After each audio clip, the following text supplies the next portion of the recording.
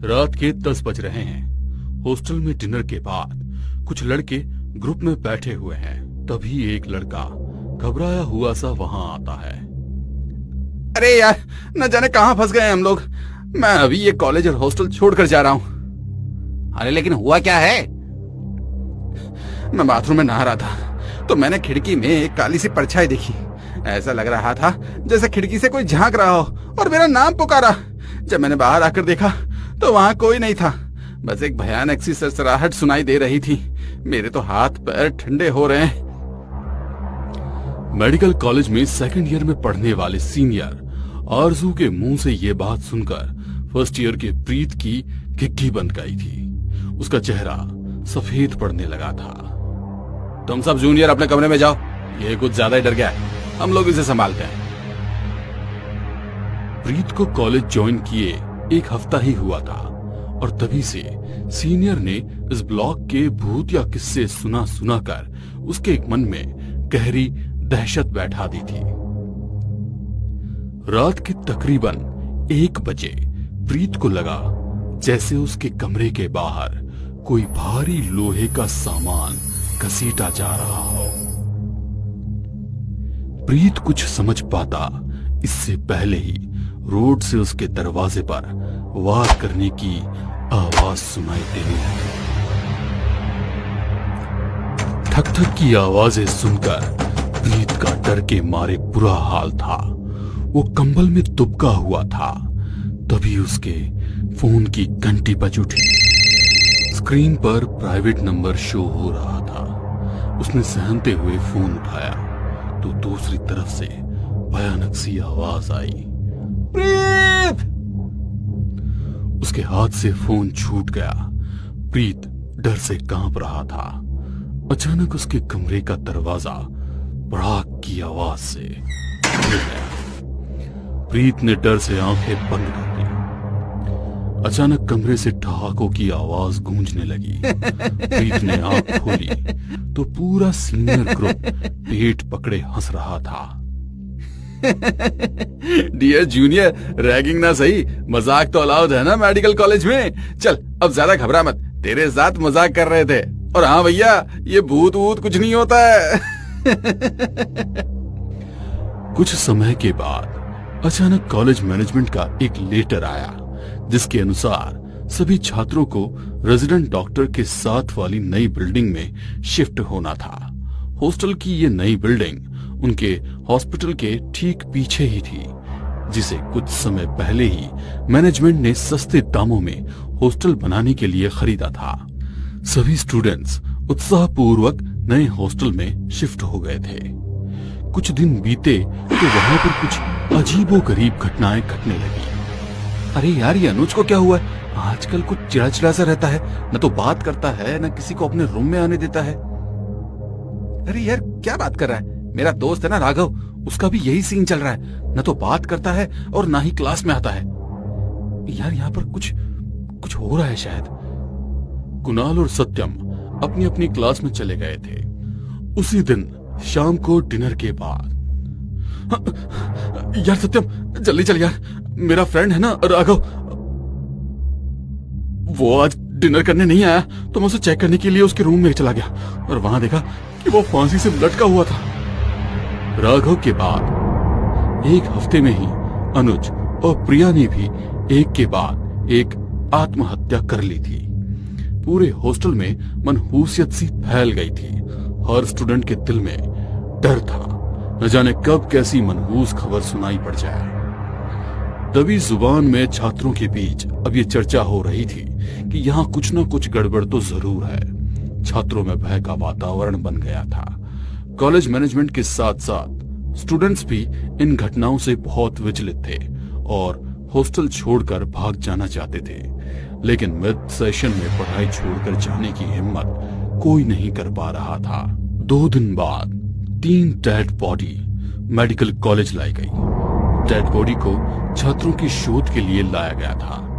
Dead body अभी मुर्दा घर में रखी हुई थी, जो कि हॉस्टल की बिल्डिंग के बिल्कुल बगल में ही था। रात के 2 बजे का वक्त था। कुछ इक्का दुक्का स्टूडेंट्स को छोड़कर बाकी सब गहरी नींद में सोए हुए थे। फाइनल ईयर के 3 स्टूडेंट्स एक रूम में बैठकर अपना असाइनमेंट कंप्लीट कर रहे थे। अरे यार, ये रात को बाहर से ऐसी कैसी आवाजें आ रही हैं? सो जा भाई, तुझे नींद की जरूरत है। कोई आवाज नहीं आ रही है। हम लोग भी आज इधर ही सो जाते हैं। कुछ देर बीती तो बाकी दोनों को भी बाहर से आवाज सुनाई। यार, ये कैसी भयानक आवाज है। लग रहा है जैसे कि मुर्दा घर से आवाज आ रही हो। मुर्दा घर से आती भयानक आवाज है बगल वाले ब्लॉक में रहने वाले छात्रों की नींद उड़ा रही थी। उन तीनों ने अंदर जाकर चेक करने का मन बनाया। जैसे ही उन्होंने मुर्दा घर का दरवाजा खोला, अंदर सब कुछ एकदम सामान्य था।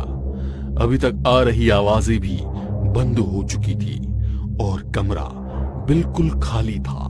लेकिन तीनों शव अपनी जगह से गायब थे। ये देख वे तीनों वापस जाने के लिए जैसे ही मुड़े, छत पर लगे पंखे से कोई नीचे की ओर कूद पड़ा। तीनों चीखते हुए वहां से बाहर भाग निकले। उनके पीछे पीछे सुस्त चाल से वे डेड बॉडीज भी चल रही थी, जिन्हें आज ही मुर्दा घर लाया गया था। वे क्षत विक्षत शव, कटे चेहरे, अकड़े हुए हाथ, मुड़े हुए पैर और फटी हुई आंखों के साथ उनके पीछे पीछे आ रहे थे। इस घटना के बाद वे डेड बॉडीज और स्टूडेंट्स कहीं नहीं दिखे। कल रात को मुर्दा घर से आ रही आवाजें और भी कई स्टूडेंट्स ने सुनी थी। उनकी शिकायत पर कॉलेज प्रशासन ने स्थिति की गंभीरता को देखते हुए हॉस्टल के उस भाग में ताला जड़ दिया था। पुलिस लापता स्टूडेंट्स को ढूंढने में लगी हुई थी। उसी दिन इंस्पेक्टर को आत्महत्या करने वाले लड़कों के रूम से उनके अपने मोबाइल में रिकॉर्डेड वीडियो बरामद हुए। हॉस्टल रूम में बने पहले वीडियो में राघव अपने गले में फंदा लगा रहा है और पास में ही एक काली छाया दिखाई पड़ रही है। कैमरे के वीडियो में थोड़ी अस्पष्ट आवाजें भी सुनाई पड़ रही है, जैसे कोई जानवर गुर्रा रहा। फंदा लगाता हुआ राघव पूरी तरह से भावविहीन था, जैसे उसे हिप्नोटाइज कर दिया गया हो। अचानक कोई राघव का नाम लेकर पुकारता है, आ जाओ राघव, आ जाओ। और अगले ही पल वो खुद को फंदे से लटका लेता है। इंस्पेक्टर इस वीडियो को देखकर बिल्कुल सख्ते में आ गए। दूसरी ओर जब स्टूडेंट्स के गायब होने के बारे में गेट कीपर के बूढ़े पिता को पता चला तो अपना नाम गुप्त रखने की शर्त पर वे कुछ जानकारी देने को राजी हो गए। बेटा, ये हॉस्टल एक कब्रिस्तान की जमीन पर बनाया गया है, जिसे प्रबंधन ने कम दामों में खरीद लिया था। दरअसल कब्रिस्तान में हर तरह की नकारात्मक शक्तियां होती हैं, मगर कुछ शक्तिशाली भी होती हैं। वो हावी होने के लिए बस एक कमजोर शरीर को तलाश रही होती हैं और फिर इंसानी खून पीकर ही उनको तृप्ति मिलती है। कहीं ऐसा तो नहीं कि हॉस्टल में कोई ऊपरी साया ये सब करा रहा हो। इस पहेली को सुलझाने के लिए हॉस्टल के हर कोने में कैमरे लगाए गए ताकि हर छोटी बड़ी घटना को मॉनिटर किया जा सके। अमावस्या की काली रात थी। हॉस्टल में लगे कैमरों के अलावा बाकी सब गहरी नींद में सोए हुए थे।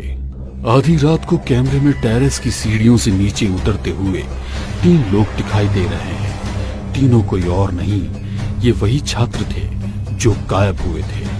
उनकी आंखों में कोई हरकत नहीं है, चेहरे पर कोई भाव नहीं है। शरीर का कतरा कतरा खून चूस लिया गया है। शरीर बिल्कुल गल चुका है। वे अपने शरीर को घसीटते हुए हॉस्टल में घुस आए हैं और वे कमरों का दरवाजा खटखटा रहे हैं। एक एक करके 3 दरवाजे खुल गए। उन तीनों ने अपने अपने शिकार चुन लिए। वे घसीटते हुए तीनों शिकारों को ऊपर की ओर ले जा रहे हैं। उसके बाद वीडियो बंद हो जाता है। अगली सुबह जिसने भी वो वीडियो देखा उनका दिल दहल गया। आनन फानन में इंस्पेक्टर को बुलाया गया। डरते हुए किसी तरह सीढ़ियों से ऊपर जाकर देखा तो वहां गायब हुए स्टूडेंट्स की लाशें बरामद हुई। जिसने भी ये नजारा देखा उनका कलेजा मुंह को आ गया था। सभी लाशें गली सड़ी हालत में थी। उन लाशों का अंतिम संस्कार करने के बाद उस हॉस्टल को हमेशा के लिए बंद कर दिया गया। इस पहेली को सुलझाने के लिए इंस्पेक्टर शर्मा उस वीडियो को लेकर एक तांत्रिक के पास गए। ये सब शक्तिशाली आत्माओं का किया हुआ है। सैकड़ों सालों से वो यहां भटक रही थी, लेकिन हॉस्टल बन जाने के कारण इंसानी खून उनके मुंह लग गया है। ये आत्माएं रात के अंधेरे में ही शक्ति प्राप्त करती हैं। उन शवों का अंतिम संस्कार नहीं हुआ था, इसीलिए उन तीनों शरीरों में उन्होंने अपना ठिकाना बना लिया। शरीर मिलते ही वो और भी ज्यादा खौफनाक हो गई, और उसके बाद जो हुआ वो तो तुम जानते ही हो। सलामती चाहते हो तो आज ही उस हॉस्टल को खाली करा दो। उस दिन के बाद हॉस्टल में लगा ताला कभी नहीं खुला।